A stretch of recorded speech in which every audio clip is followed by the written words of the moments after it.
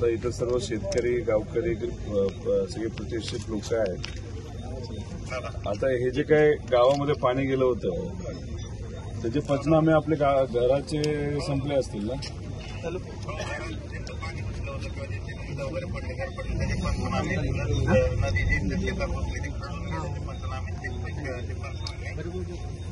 जनावर वगैरे सगळे पंचनामे काही झाले थोडेफार राहिले असतील किंवा एखाद्या जर घर वगैरे सुटलं असेल तरी राजपाट नाही माझ्या ओळखीचे त्यांनी फक्त त्यांना गेले की आम्ही ते पण करून घेतो. नाही मला नाही करून घेतले. घरात जे पाणी गेलंय त्याला पैसे द्यायला कधी सुरुवात करता येईल? याला पुढच्या आठवड्यात देऊन टाकतो. सगळ्यांचे ते म्हणजे ग्रामपंचायत अधिकारी आणि आपल्या जिल्हा परिषदचा इंजिनियर यांचा संयुक्त सर्व्हेचा पंचनामा लागतो. तेवढं झाला असेल ना तुमचा? नाही तो ते घेऊन टाकतो आता या पुढच्या आठवड्यात. तुम्हाला किती ते 10,000 आलाय ना तुझे? हो हो हो. नाही पण आता थोडंसं जरा पटपट करून आता शेवटी तो पैसा कशासाठी लोकांना जेवायला घेता येणार, भांडी घ्यावी घेता यावी त्याच्यासाठी ना. आणि थोडंसं जरा घराचा सर्वे करताना खूप स्ट्रिक्टली करू नका. गरीबाचं घर बघून थोडं सहकार्य. आपण एकदम लिबरल आहे त्या बाबतीत. ठीक. सगळ्यांना जास्तीत जास्त मदत मिळावी अपेक्षा.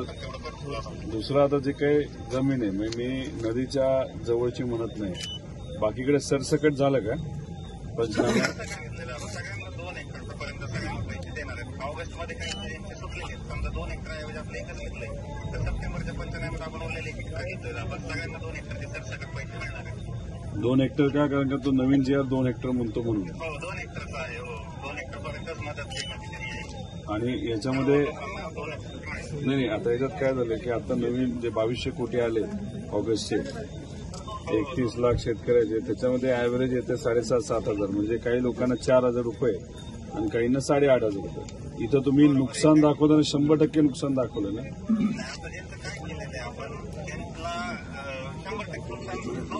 ऑगस्टमध्ये सगळ्यांचं काहींचं दाखवलं होतं काहींचं नव्हतं. त्यांचं 50% नुकसान दाखवलं होतं. आपण त्यांचं आता सप्टेंबरमध्ये आपण उरलेलं 50% दाखवतो. जरी एखाद्याला 4,000 महिने असले तर उरलेले 4,500 या पुढच्या अनुदानात मिळतील. ठीक आहे. आणि जे खरडून गेलेलं आहे त्याला सुद्धा तुम्ही काही टक्केवारी लावली नाही ना? 30%, 40% वगैरे?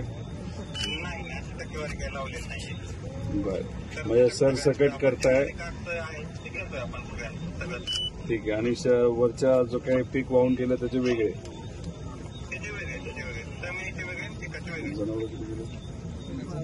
जनावरांचं तुम्ही ग्रामपंचायतच्या नोंदीप्रमाणे केले ना?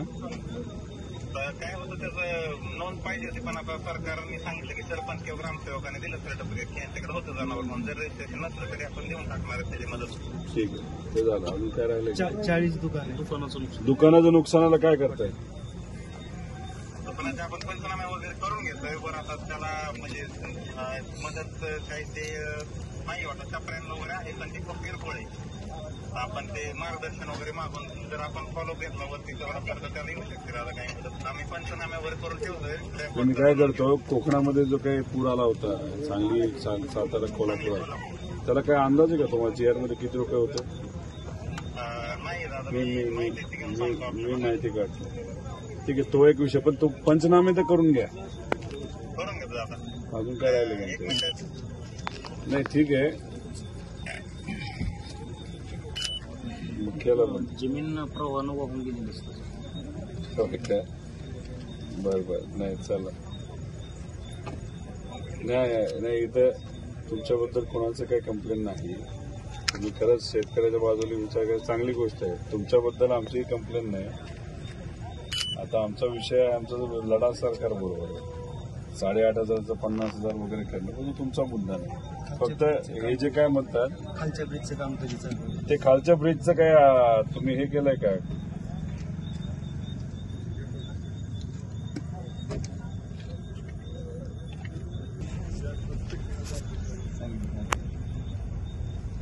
ठीक मलाही सांगा आणि या लोकांना सुद्धा लिखित त्यांच्याकडनं काहीतरी द्या. ठीक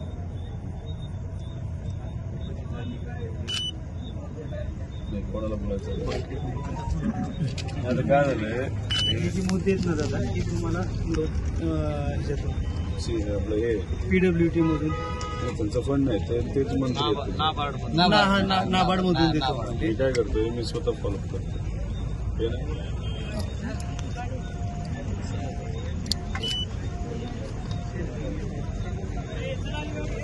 ते आता तुम्ही दुसरा मुद्दा आत्ता घेतला तो जो तहसीलदारची बोललो, राष्ट्रीय महामार्ग ना. राष्ट्रीय महामार्ग. तिसरा आहे तो नालीचा पूर्ण पाणी येतं ते गावामध्ये. त्याला काय केलं तुम्ही? त्याला ते टेंडर ह्याच्यासोबत ब्रिज सोबत टेंडर सोडलं. कुठल्या या मोठ्या वरच्या?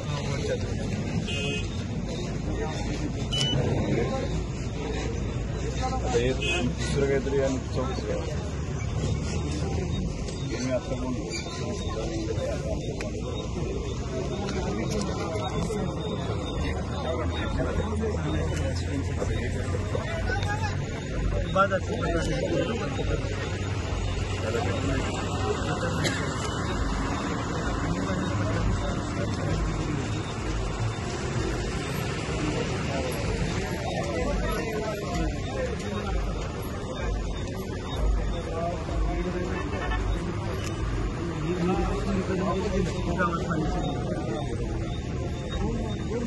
बीडमध्ये केले ती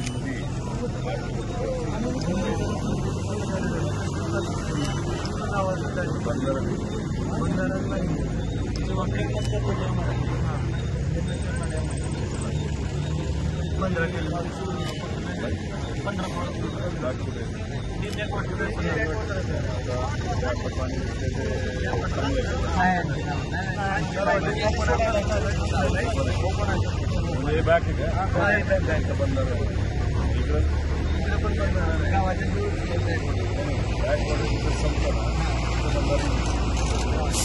गेट बंद होतं, पाणी पावसाचं बंद होतं, पाणी व्हायला बंद होतं, तेव्हा शेवटी तुमचं बॅक वॉटरचं एंड मग त्याच्या पुढं बंधारा टाकतो माहिती.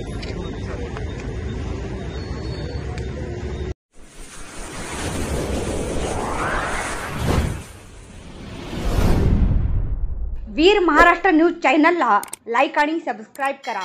धन्यवाद.